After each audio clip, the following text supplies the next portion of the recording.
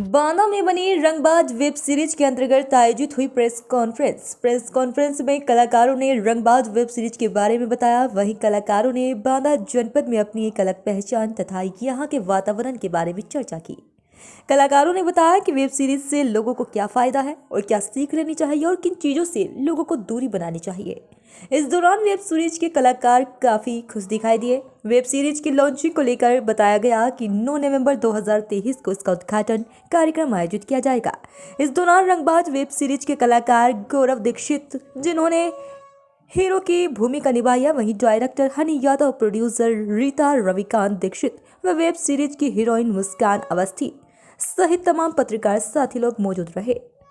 से मुस्कान अवस्थी और रंगबाज मूवी की हीरोइन बोल रही हूँ और अपना ओपिनियन बताएं तो आई थिंक मेरी चौथी मूवी है।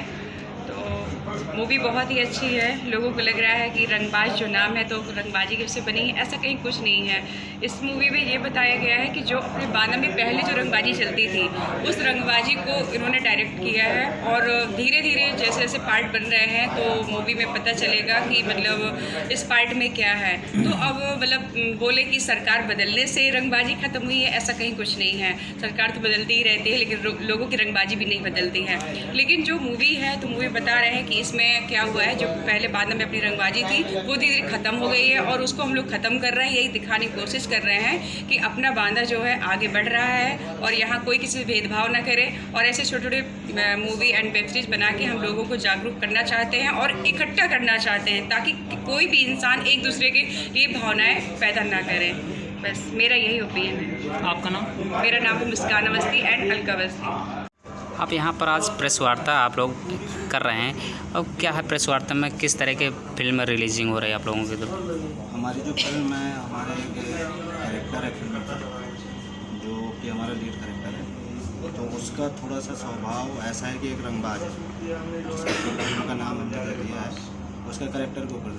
तो उसका क्या है कि समाज में कुछ भी गलत होता है या बहन बेटी को कोई छेड़ता है या कुछ भी गलत होता है तो वो अपने तरीके से रिएक्ट करता है, अपने तरीके से एक्शन लेता है, ना कि कानून प्रशासन इनके पास जाता है। उसका मानना ये है कि जो भी फैसला लेना है, जैसा भी फैसला लेना है तो वो मैं खुद लूँगा, जो एक्शन लेना है मैं खुद लूँगा।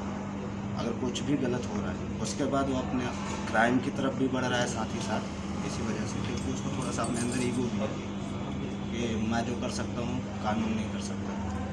फिर इसी बेस पे वो धीरे धीरे क्राइम की तरफ बढ़ना शुरू कर देता है। क्योंकि देखिए, भले ही आप कानून अच्छा काम कर रहे हैं, समाज के प्रति कर रहे हैं या समाज में जो भी घटित हो रहा है उसके लिए एक्शन ले रहा है, बट लेकिन क्या है कि अगर आप अपने तरीके से काम करोगे, कानून हाथ में लेकर करोगे तो वो भी एक अपराधी है। तो धीरे धीरे अपराध की तरफ बढ़ जाता है। जब अपराध की तरफ बढ़ता है तो उसके काफ़ी सारे दुश्मन बनते हैं। तो कुछ दुश्मन ऐसे होते हैं जैसे बाहुबली हैं, अपने गुंडा राज होता था अपने बांदा में, एक टाइम में डकैतों का राज था। तो ये सारी चीज़ें थी तो उसके काफ़ी दुश्मन बनते हैं। तो उन दुश्मनों से फिर उसकी मुठभेड़ ज़्यादा सारी चीज़ें चलती हैं। तो उसी बेस पे आगे आगे धीरे धीरे कहानी उसको बढ़ा रही है।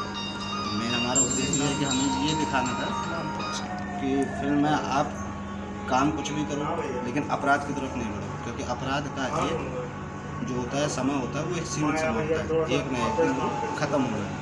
तो कोई भी अपराधी कितना भी कुछ भी हो, बाहुबली हो, कोई भी हो, तो बहुत ज़्यादा टाइम तक टिक नहीं सकता है, क्योंकि उसके ऊपर रोकथाम लगाने के लिए बहुत चीज़ें हैं, कानून में अपना संविधान है, बहुत सी चीज़ें हैं। तो बेस हमारा यही था। तो जो हमारे बांदा को प्रदर्शित किया जाता था कि हाँ गुंडा राज, डकैतों का क्षेत्र, ये हमने उस बेस से उठाया। उस बेस से उठाने के बाद लास्ट हमको ये लेना है कि जो हमारा डेवलपमेंट हो रहा है, प्रशासन, कानून, ये सारी चीज़ें, तो वो जो